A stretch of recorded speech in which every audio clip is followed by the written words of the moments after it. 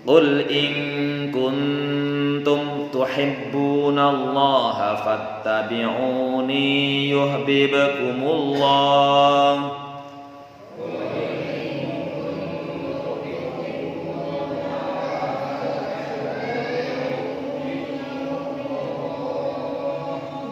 Qul in kuntum tuhibbunallaha fattabi'uni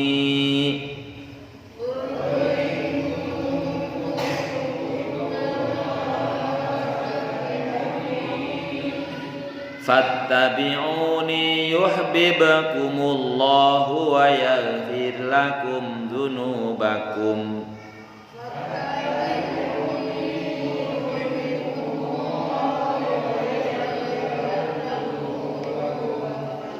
Fattabi'uni yuhibbukumullahu wa yaghfir lakum dzunubakum.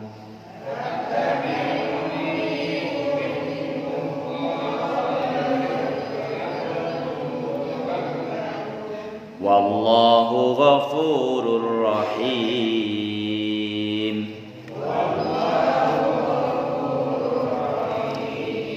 Wallahu ghafurur rahim.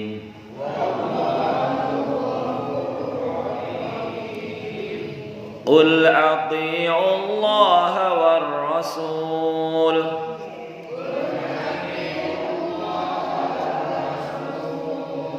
Qul ati'u Allah war rasul.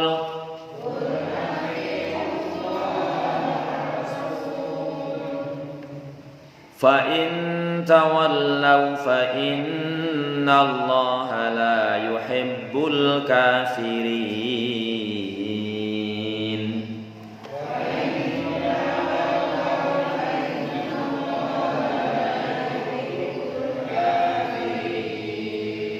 Fa in tawallaw fa inna Allah la yuhibbul kafirin.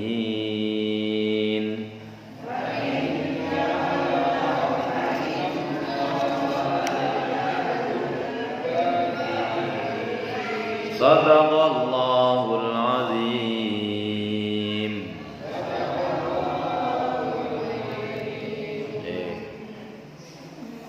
Menika kita kaji mananipun. Qul Qul in kuntum tuhibbunallaha. Ucapakan wahai Muhammad, katakanlah Muhammad kepada siapa? Ya kepada semua orang. Karena Nabi Muhammad itu diutus kafatan linnas, kepada semua manusia. Ora peduli mu Islam itu pokok kayak gini ya. Katakanlah in kuntum tuhibbunallaha, kalau kalian mencintai Allah. Karena ada umat-umat yang mengklaim, oh kami anak-anaknya Allah dan kasih-kasihnya. Misalnya nahnu abnaullahi wa ahibbauhu. Itu ada ayat-ayat seperti itu. Orang-orang Yahudi mengatakan kami adalah para pencintai Allah dan dicintai Allah. Ada orang-orang Nasrani juga begitu, mungkin juga orang-orang dari agama-agama lain, atau mungkin juga orang-orang jahiliyah, orang Quraisy, kafir Quraisy juga mengklaim mencintai Allah.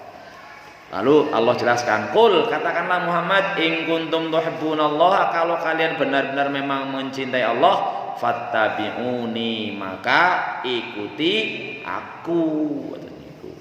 Yuhibbukumullahu wa yaghfir lakum dzunubakum. Allah akan mencintai kalian dan akan mengampuni dosa-dosa kalian. Wallahu ghafurur rahim. Allah Maha Pengasih lagi Maha Pengampun lagi Maha Penyayang. Kata Al-Qur'an banyak yang diawali dengan kata-kata qul. Ada kita melafal 3 surat qul, qulhu, qul ya, qul a'udzu. Itu ada ayat yang mulai dengan qul, ada yang tidak, mengandung makna bahwa sesudahnya itu ada hal yang sangat penting untuk diperhatikan. Bahkan dalam hadis disebutkan mahabbah utawi cinta kepada Allah menjadi syarat untuk kita diakui sebagai orang yang beriman apa tidak. Yaitu antara lain la yu'minu ahadukum hatta yakunallahu wa rasuluhu ahabba ilaihi mimma siwahuma. Kalau diterjemahkan la yu'minu, ora beriman, walaupun ada yang menerjemahkan orang sempurna imannya, tapi redaksinya mengatakan la yu'minu ahadukum, salah siji nendiro siji loro terus siji masing-masing dianggap tidak beriman. Diterjemahkan tidak sempurna imannya sih bisa saja. La yu'minu ahadukum, ora beriman salah siji niro hatta yakunallahu wa rasuluhu, sebelum sedurunge Allah lan rasule ahabba ilaihi, lebih disenengi mimma siwahuma, timbang liyane. Sing disenengi biasanya napa sih? Niku teng ayat lain teng surat At-Taubah ayat 24. Atau seneng niku napa sih? Seneng adalah suatu rasa di mana menganggap bahwa yang disenangi itu memberikan ketenangan, kebahagiaan, kesenangan. Dalam surat At-Taubah ayat 24 niki sing nggih diawali dengan kata kul malih. At-Taubah kan dereng dugi, mangga ayat At-Taubah kan surat ke-9. Niki nembah surat ketiga. Tapi karena ini memang berhubungan juga bahwa Al-Qur'an disusun tidak berdasar urutan turunnya gitu. Tapi tauqifi menurut petunjuk Rasulullah. Dalam surat Taubah dijelaskan qul in kana abaukum. Jadi yang bisa menjadi sesuatu yang dicintai oleh manusia, pertama abaukum, orang tua. Qul in kana abaukum, katakan wahai Muhammad kalau sampai ayah ibu kalian, pertama orang tua disenangi. Wa abnaukum, anak-anak kalian. Wa ikhwanukum, dulur-dulure. Wa azwajukum, pasangan hidupe. Wa ashiratukum, keluarga. Wa amwalun iktaraftumuha, harta benda yang kamu cari, kamu usahakan. Wa tijaratun takhshawna kasadaha, harta dagangan yang kamu khawatir rugi. Wa masakina tardonaha, tempat tinggal yang kamu senangi, itu yang akan bakal menyaingi cinta kita kepada Allah dan Rasulnya. Kalau orang tua, anak, keluarga, teman, harta, rumah, semuanya ahabba ilaikum, lebih kamu cintai, lebih disenangi minallahi, daripada Allah. Artinya level tingkatan cinta kita kepada semua itu di bawah atau di atas melebihi cintanya kepada Allah dan Rasulnya. Wa jihadin fi sabilihi, juga berjuang di jalan Allah. Kita mencintai semuanya tadi, melebihi itu semua. Fatarabbasu hatta ya'tiyallahu bi amrih, maka tunggu saja. Maka tunggulah sampai Allah mendatangkan keputusannya. Wallahu la yahdil qaumal fasiqin, Allah tidak memberi petunjuk kepada kaum-kaum yang fasik. Artinya kalau kita sampai menempatkan cinta kita kepada Allah dan Rasulnya serta jihad di jalannya lebih rendah daripada yang lainnya, enteni baik, mesti Allah bakal mendatangkan urusannya yang akan merugikan dirinya. Pol-pole minimal mati, kan gitu kan. Ngono seneng kayak apa, maring keluarga, maring harta benda, maring apapun pasti mati, dan mati bukan akhir segalanya. Maka hadis yang tadi mengatakan kalian belum dianggap beriman sebelum Allah dan Rasulnya lebih dicintai melebihi yang lainnya. Monggo, kita kan masing-masing boleh mengklaim itu menganggap, loh saya mencintai Allah dan Rasulnya. Umpamanya sekarang kita cinta kepada harta karena lagi tanggung panen, lagi memek, lagi dodol, terus diundang nang Gusti Allah, hayyalas shalah, terus iku kan diundang nang Gusti Allah mbok niku. Oh. Engkau disit apa? Ya, saya datang, labbaik. Apa mongko-mongkoan? Gitu monggo. Kan masing-masing bisa mengklaim, bisa mengaku, bisa mengukur diri. Kira-kira kalau begitu kita tuh dianggap lebih mencintai Allah apa mencintai yang tadi, harta dan sebagainya.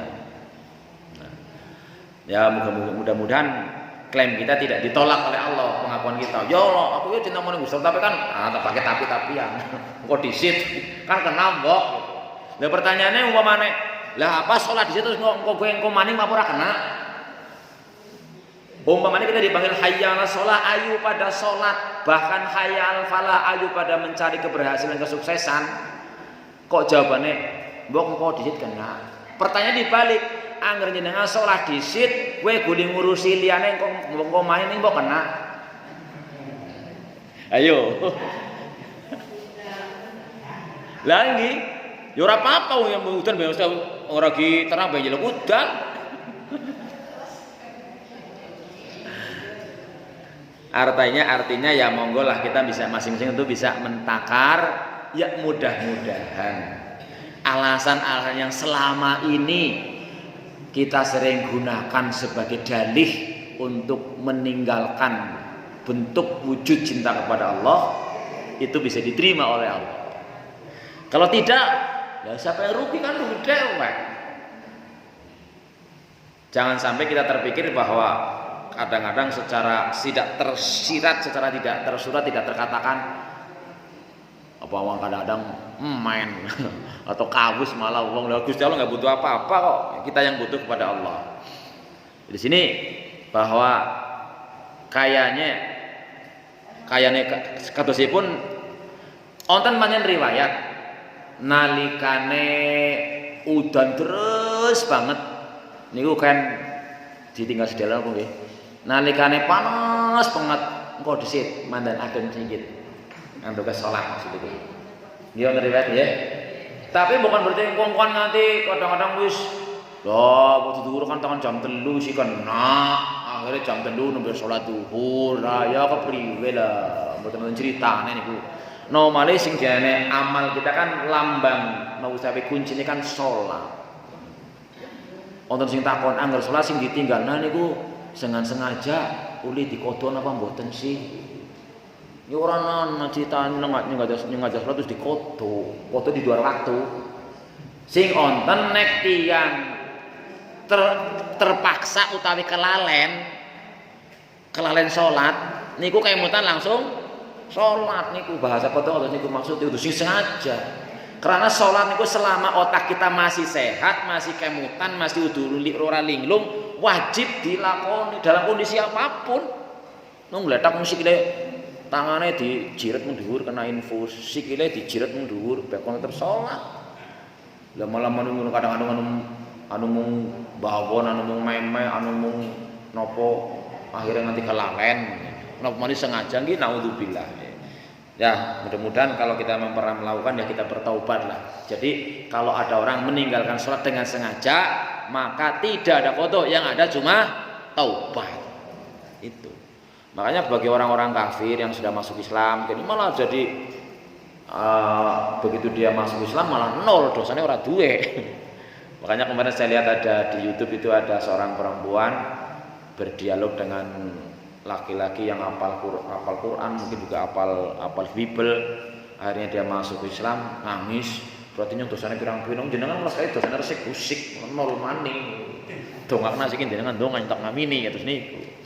Jadi walaupun 70 tahun kafir, begitu hari itu dia bersyahadat masuk Islam, dihitung nol. Apa enak kan? Ora perlu dadak apa salate sing biyen ora salat terus di salat bendina salate dobel-dobel nonton ajarane terus niku.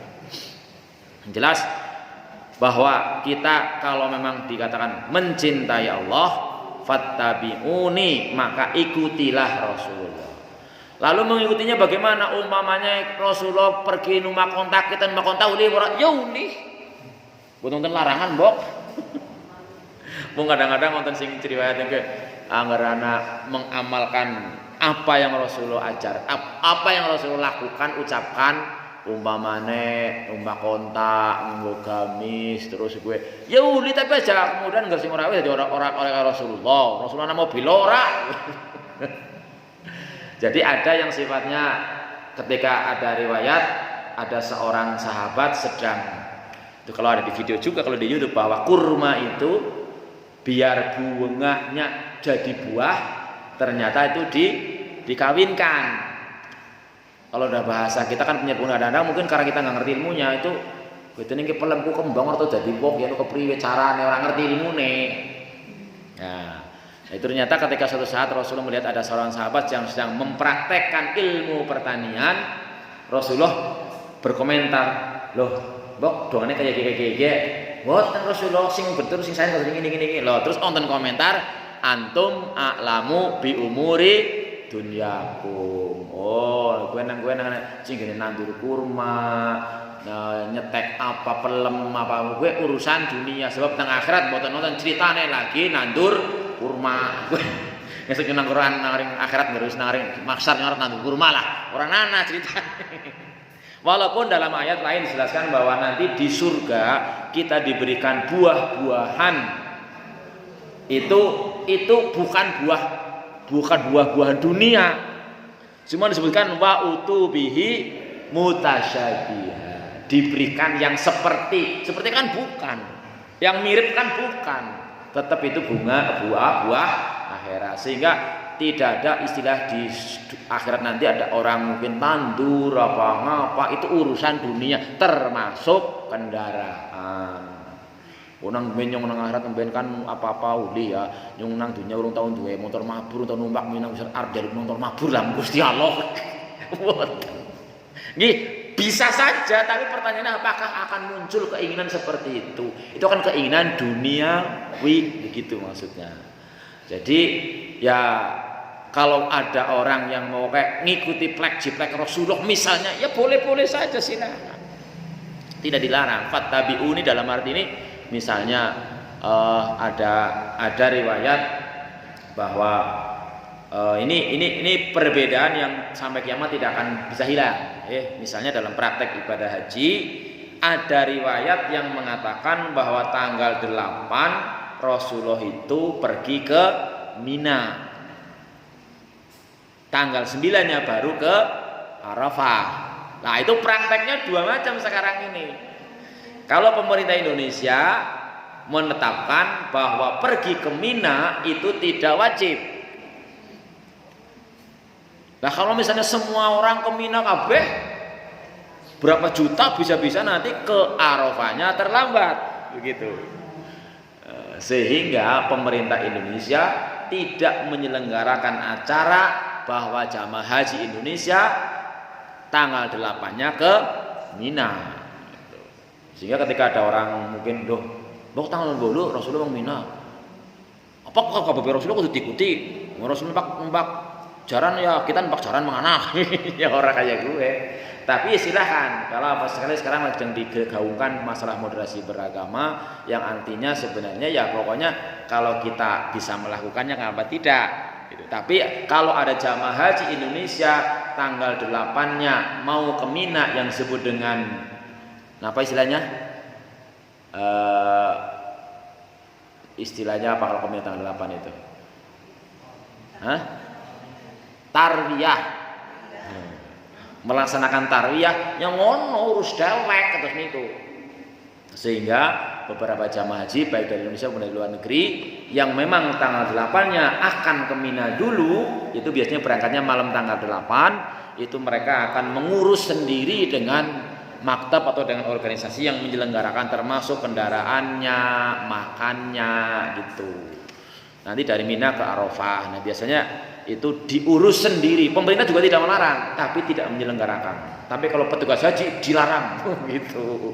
Dilarang ikut kecuali seluruh jamaahnya, misalnya petugas kloter kayak kesehatan, dokter itu perawat, kemudian ketua kloter sama pembimbing ibadahnya, semua jamaahnya sekloter kalau Mina kabeh ya mendampingi jamaah yang ikut. Kemarin saya waktu itu ada pertanyaan, dan kalau misalnya besok sebagai petugas haji ada jamaahnya mau tarbiyah bagaimana? Ya koordinasi aja. Dulu juga kami begitu ketika saya bertugas, ketika saya jadi jamaah. misalnya ketika saya jadi jamaah ada yang ke Mina, maka dokternya nggak ikut, tapi dokternya memerintahkan misalnya nitip obat-obatan sama kertas water mbok nanti, atau sama jamaah yang ikut tarbiyah mbok ada diperlukan, semuanya bisa koordinasi seperti itu. Jadi ini bahwa sekali lagi bahwa fattabi'uni, mengikuti Rasulullah. Kalau memang bisa plek-ciplek nih monggo mawon, boleh-boleh saja, tidak ada larangan. Bukan berarti kalau urusan dunia ketika kita berbeda kemudian menjadi orang-orang sunnah Rasulullah gitu, termasuk masalah pakaian. Maka kalau menjelaskan ikut penjelasannya Gus Baha, Rasulullah itu senang pakaian putih, bukan gamisnya, tapi warna putihnya gitu. Sehingga kalau saya pakai baju putih ya wis ikut sunnah Rasulullah. Karena Rasul bukan masalah gamis itu adatnya wong mriki sarungan itu Gus begitu. Tapi kalau di sini ada orang mau pakai ala Rasulullah, ya silakan aja, nggak dilarang. Maka ketika kemudian pernah sampai rame di ILC diskusi di YouTube itu atau di TV One dulu, ketika salah seorang pengurus MUI diwadani nganggo sorban itu, pakaiannya jenengan kayak Arab-Araban. Arab-Araban bagaimana? Kamu aja yang tidak tahu sejarah, coba lihat gambarnya di Ponorogo. Ayo, waktu di Ponorogo itu nganggo blangkon kayak itu ramai. Coba lihat Imam Bonjol itu kan pahlawan nasional diakui oleh pemerintah Indonesia. Kan Imam Bonjol orang nganggo batik, mbok. Jadi aja nyoba dari nganggo sorban dari kayak wong Arab itu. Ini juga pakaian tradisional, pakaian Indonesia, karena saya mengikuti pahlawan nasional yang sudah diakui oleh pemerintah Indonesia. Ramai lah watan-watanan ya ramai lah. Nah, prinsipnya bahwa fattabi'uni memang kalau bisa plek-ciplek ya main banget, tapi ya sulit kan gitu. Karena apa? Bagi Rasulullah jelas diperintahkan bahwa ya ayyuhal muzammil qumil laila illa qalila nisfahu awin kusminhu qalila aw zid alai. Itu bukan hanya untuk Rasulullah, itu untuk kita juga. Quran hudal linnas kok, bahkan bukan hanya sebuah orang Islam saja. Wong-wong sing pada selimutan turu menyata tengah bengi ora ya tambah titik apa kurangi titik. Nek mun adzan subuh yo bengi maning wis berarti nek ngikuti Rasulullah nggih berusaha melaksanakan. Apalagi Rasulullah menjelaskan bahwa yanzilu rabbuna ila sama'id dunya kul yamin fi sulusil lail, bahwa tiap malam itu Allah itu turun ke langit dunia di sepertiga malam yang terakhir. Jadi diusahakan. Bisa kalau mau bisa, buktinya umpamanya kita urusan dunia contoh ya. Panjenengan ajeng tindak teng Jakarta sepure jam loro bengi. Urusan dunia niku nyongko gugah ya jam tengah loro. Ki bisa karena gelem ya kan? Gitu. Jenengan ajeng numpak bis bisa jam misalnya jam 5 esuk. Ya jam 4 wis tangi gantengan persiapan. Ini bisa. Nah, ini maka memang mengikuti Rasulullah ya diusahakan semaksimal mungkin apa yang Rasulullah ajarkan, apa yang Rasulullah contohkan, sebagaimana ayat lain mengatakan ma'atakumur rasulu fakhudhuhu. Apa bae sing Rasulullah kowe contohkan ya lakoni lah. Ora usah ndak mikir mbok ora wajib kowe. Kadang-kadang ada orang yang memang berpikirnya ya mengutamakan yang wajib, sing sunah kalau terus sunah iki ditinggal mbok ora apa-apa gitu. Perlu kita pahami bahwa memang amalan yang paling Allah cintai, yang paling tinggi nilai ibadahnya, paling tinggi ganjarannya adalah amal wajib. Tapi ada tapinya. Amalan yang wajib beresiko tidak makbul, tidak diterima. Bahkan saya pernah membaca dialog salah malaikat. Jadi ada orang ibadah haji, namanya bisa dilihat lah, bisa dibaca di Google, tidak berangkat haji tapi mendapat pahala haji. Itu ada cerita bahwa ada seorang alim ketika melaksanakan ibadah haji di seputaran Ka'bah, dia termimpikan atau terilhamkan atau krungu ada malaikat ngobrol. Ki sing lunga kaji pirang atus ki, wah kayak 200.000 kowe. Kepriwe kowe? hajine ora sing ditampa. Siji tok sing ditampa mana lu ora mangkat terus niku. Sing ora mangkat malah ditampa hajine, sing mangkat malah ora ditampa kabeh. Ya kok melas banget. Melas temen ya anu kepriwe sih gue bisa-bisane sing mangkat malah ora ketampa, sing ora mangkat malah ketampa hajine. Sapa sih gue? Oh kae jane kae nang ndi wong ndi. Wong kae kono, pinggir kono. Akhirnya bareng tersadar engko teng tiyang niku digunteni saking penasaran. Sapa jenenge iki ana wong ora mangkat kaji malah ditambah hajine, sing mangkat mengana malah ora ketambah kabeh. Bareng digunteni ternyata kepanggih teng pinggiran kota, jebule niku tiangnya tiang tukang sol napa-napa lah. Ceritane bahwa dia sudah persiapan mau berangkat haji, boleh ti duit wis ngumpul-ngumpulan nggo mangkat, jebule bareng arep mangkat tanggane ana sing kelaparan. Akhire duit diwekna teng niku. Lah niku malah uli ganjaran haji. Kata malih ini wonten teng monggo jenengan mulai nonton YouTube niku judule Aku Penasaran. Terus kadang-kadang kata ilmu sih niku Ari Untung. Ari Untung niku artis nggih. Ning seniki sering damel YouTube video wawancara kali tiang-tiang warna-warna. Antawisipun wonten judul video Aku Penasaran. Niku sing diwawancarai Ustad. Wonten Ustad diwawancarai, Ustad selama jenengan mendampingi jamaah umroh sudah berapa tahun? Ini sudah lama lah. Ada pengalaman unik enggak? Ada. Di antaranya satu, ada jamaah saya dia nangis bar tawaf umroh. Balik menghotel, Ustaz, saya jauh-jauh dari Bogor, bayar sekian juta, saya kok nggak bisa lihat Ka'bah. Dene Ka'bah gede-gede, dene ora weruh. Ada yang seperti itu. Ada yang saya lihat itu ketemu orang, ternyata orangnya padahal lalu nggak berangkat, kok lihat sih kayak bareng-bareng karo orang itu berangkat umroh bareng-bareng, padahal orang mangkat. Wanita kau nang apa sih? Jere pun bareng arep ajeng mangat umroh, niat umroh kalingane dulure sing butuh banget pertolongan duitnya ditekna wong dulure niku. Niki bahwa skenario bahwa amalan-amalan wajib beresiko tidak diterima. Makanya kita nanti ada riwayat bahwa ketika nanti di akhirat Allah perintah coba dilihat itu amalan wajibnya. Ternyata kalau yang bolong-bolong itu misalnya tidak diterima dan sebagainya, kemudian baru dilihat amalan sunnah. Langgar wajib diutamakan bolong-bolong orang sing nembel. Kalau sunnah ya toh apa susahnya sih lah. Puasa sunnah ya minimal sebulan pinten. Minimal ya jenenge Rasulullah. Nah, Rasulullah kan Senin Kamis ayamul bid. Ya minimal niku lah. Apa enggak orang mampu. Malah kadang-kadang juga utang puasamu seminggu bisa setahun ora lunas ya anu priwe lah. Jare nderek Rasulullah pripun lah. Oh alasane kan anu fatin jare kan ana hadis Aisyah gue 1 tahun pernah bisa nyerita nang bulan Saban. Jajal contoh Aisyah ku ngapa bendinane jenengan ngapa? Itu kan sebagai dasar hukum bahwa boleh-boleh saja nyarutang puasa di bulan Syaban. Itu yang perlu diambil, bukan yang diambil masalah jeneng Aisyah bulan Syaban nyarutangnya, bukan itunya.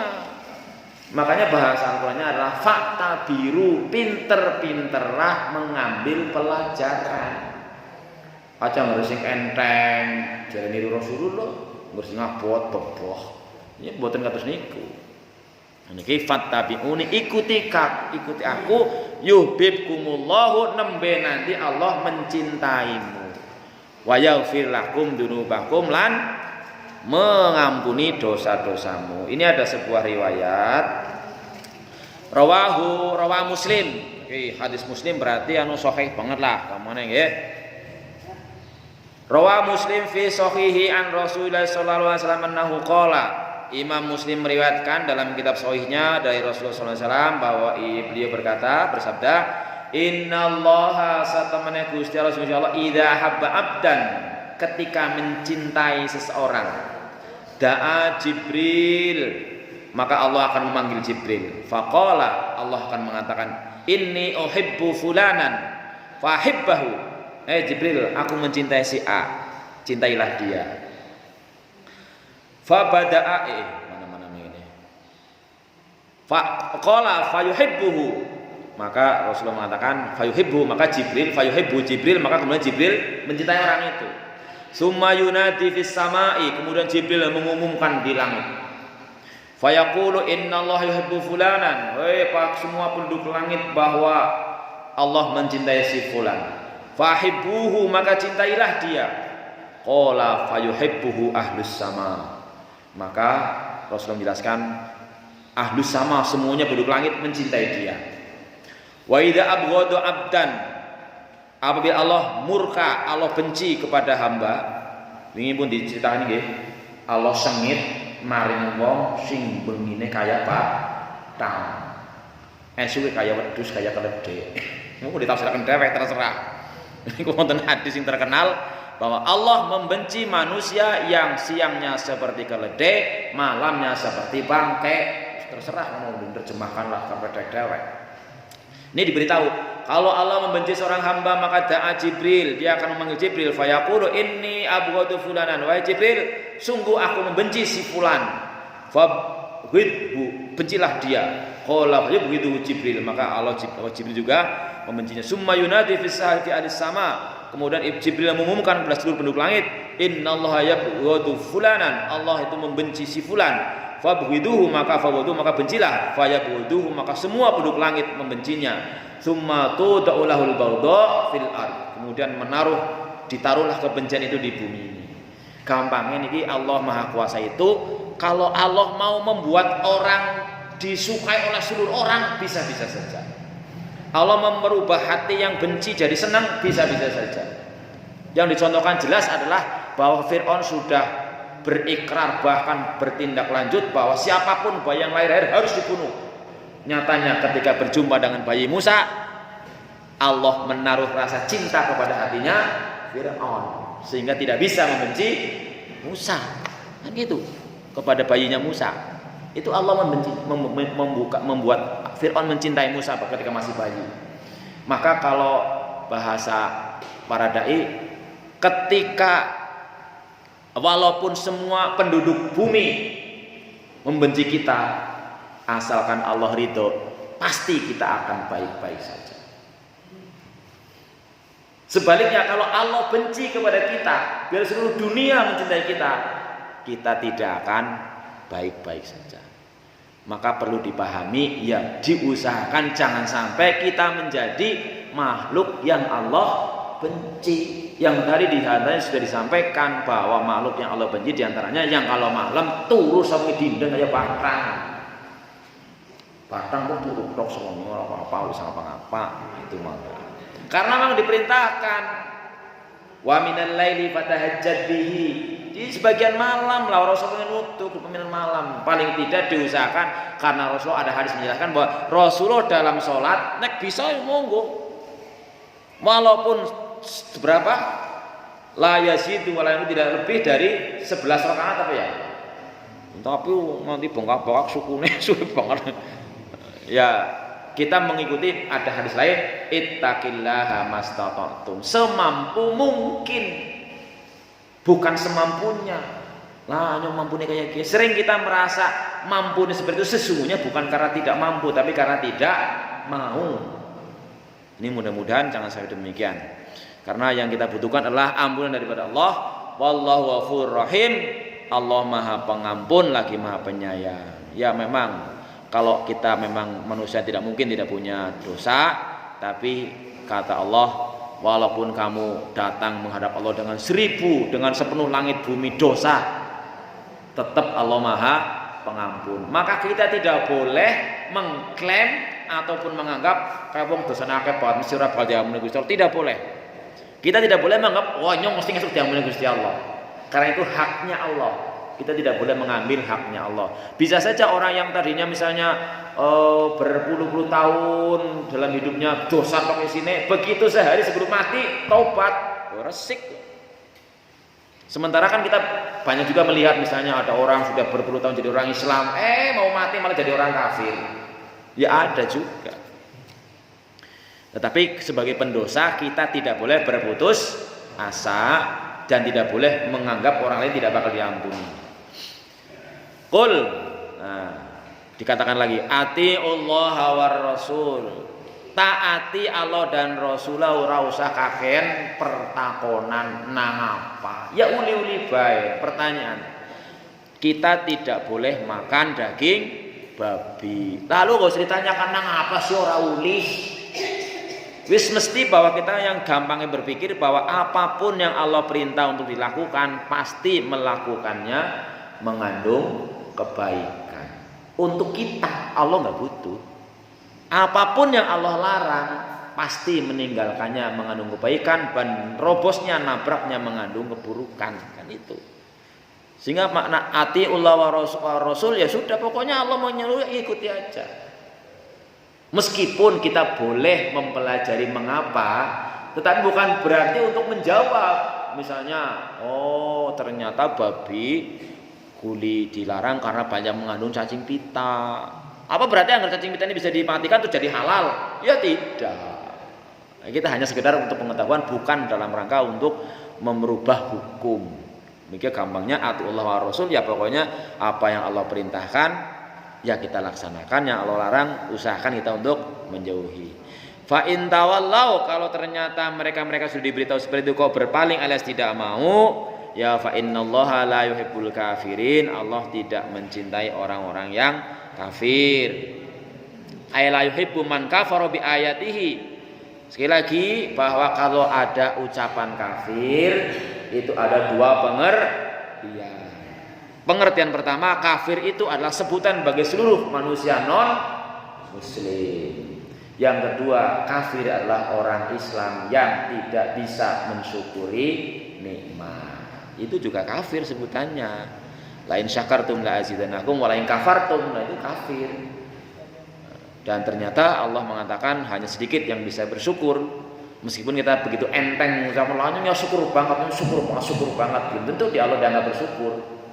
Nah, maka jangan sampai kita hanya mampu mengucapkan tapi tidak mau menghayati, dan kita tidak tercatat sebagai orang-orang yang bersyukur kepada Allah.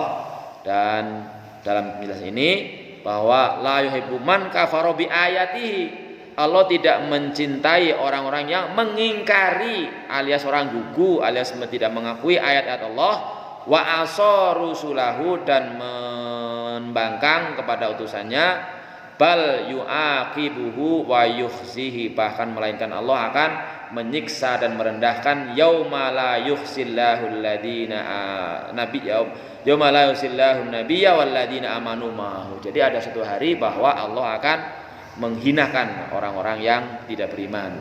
Allah tidak akan menghinakan Rasul, para nabi.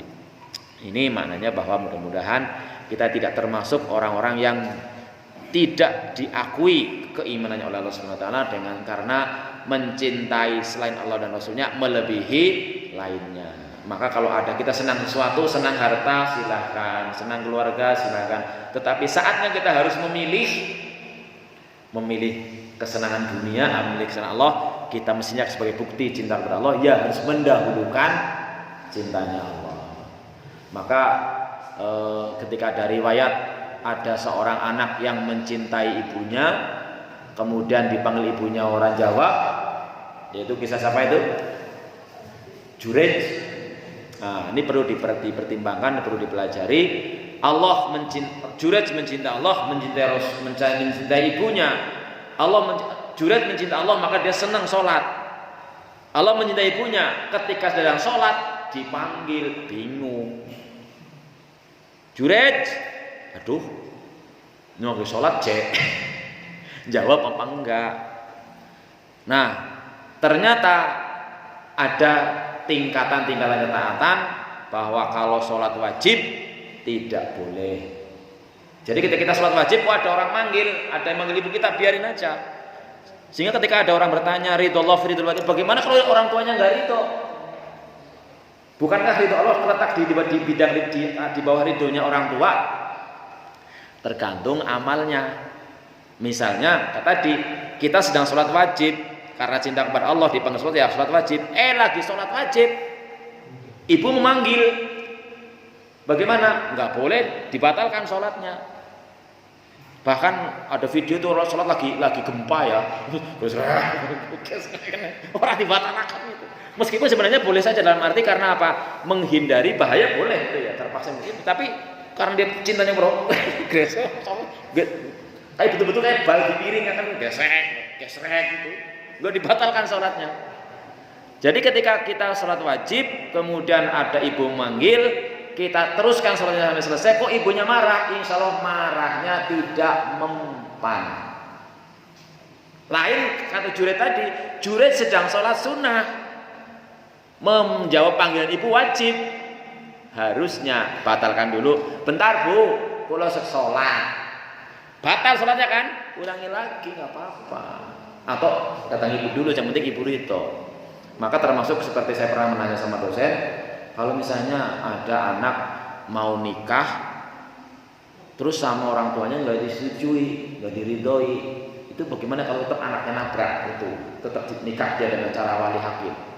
Jawaban dosen tergantung nanti apa alasan orang tuanya tidak itu. Kalau masalahnya masalah duniawi lah, kamu mantuku ngelek banget ya. Bu Mega kan cerita, oh saya kan anak cucu saya ganteng-ganteng, tinggi-tinggi. Saya nggak mau punya mantu pendek-pendek kan. Kalau hanya selera duniawi, boleh kita langgar. Tapi kalau misalnya apa, calon mantunya ketone apa nih agamanya nggak gena-gena wis. Ya ngarep-ngarep ta iya rajin ibadah ketone kaya ngapa, areng pemain kaya ngapa, tapi nang mburi ketone takon kancane ketone ora. Karena memang ketika ada sebuah bagaimana ingin memiliki seseorang, itu ada pertanyaan anil mar'i la tas'al wasal an qarini. Angger ku arep ndeleng wong main bare aja deleng bocah kuwe jeneng wonge, deleng bae kancane karo sapa. So biasanya orang pati ya aduh. Angger wong seneng darah, ya kancane akeh seneng darah. Seneng ngaji, kan kita seneng ngaji, ngakeh. Biasanya gitu. Bahkan sampai angger kancane tukang utang, ya bebasnya pada bae tukang utang. Gitu. Bahkan ada hadis mengatakan almar'u ala dini khalilihi. Menungsa gue semong we ora pati ado karo kanca kereke gue dipraktek beragama. Ngerkanca rukete gue sering ngaji, insyaallah gue baca main sering ngaji. Tapi ngerkancane sering ngomong dolan, rokene pada bae ora pati ado. Mulane perintah Rasulullah fal yandur man yukhaliluhu, dipikiraken arep karo sapa. Bahkan ada perintah, ada bahkan pelajaran sanawiyah dulu, al-wihdatu khairun min jalisis su. Dewekan orang duwe kanca, orang duwe tangga luwih apik timbang duwe tangga duwe kanca sing elek. Elek akhlak ya maksudnya itu. Karena cenderung kita kadang-kadang kan beralasan, "Lah kan nyumpuk pengen mendakwah lah hari kuat-kuatan ndi." Jenengan kok kira-kira kuat ndi? Biasane contohnya hal-hal sing mboten saya mau lah nggih. Anak wong rajin banget.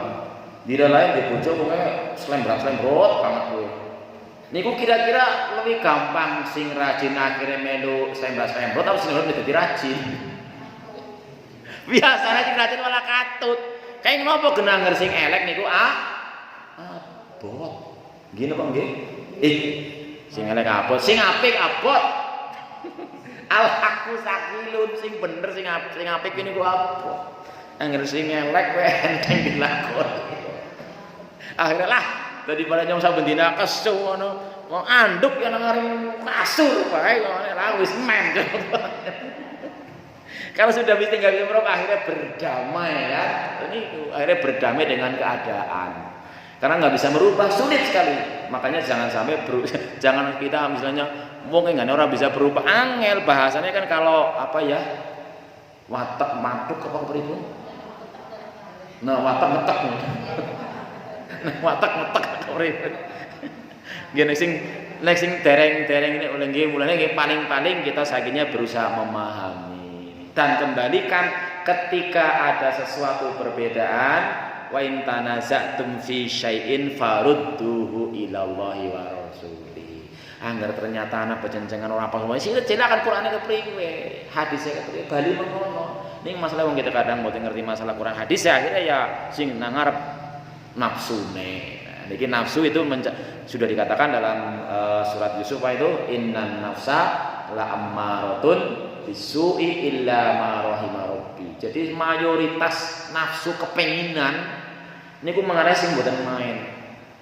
Mayoritas innan nafsa illa ma rahima, kecuali nafsu dengan nafsu mutmainnah dalam surat Al-Bayyinah apa yuk? Surat Al-Fajr. Napa itu nafsu mutmainnah? Nafsu mutmainnah keinginan sing kepengine niku irji'i ila rabbiki, kembali kepada Allah, kembali kepada ajaran Allah. Jadi kalau ada apapun persoalannya, entah itu urusan dunia atau akhirat, coba Allah bagaimana ajarannya. Misalnya ketika tadi masalah duniawi, anggar keluar carane gelar macul kayak gue yang ngono kudu dikih, boleh-boleh saja. Tapi kalau urusan ukhrawi, bagaimana panduan Allah, Rasulullah, ya sudah kita ikuti. Meskipun kita tidak suka. Nah, tapi karena itu atiullah wa atiur rasul, ya kita ikuti, karena memang kita hidup justru intinya bukan untuk sukses di dunia saja.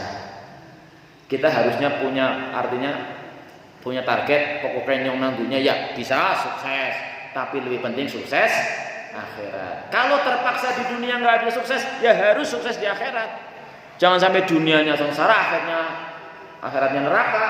Ya buat apa? Karena kita meyakini bukan hanya mati itu sebagai akhir kehidupan, ke akhir semuanya. Nanti ada hidup lagi sesudah mati, dan tidak ada mati lagi masalahnya, kan gitu. Ini mudah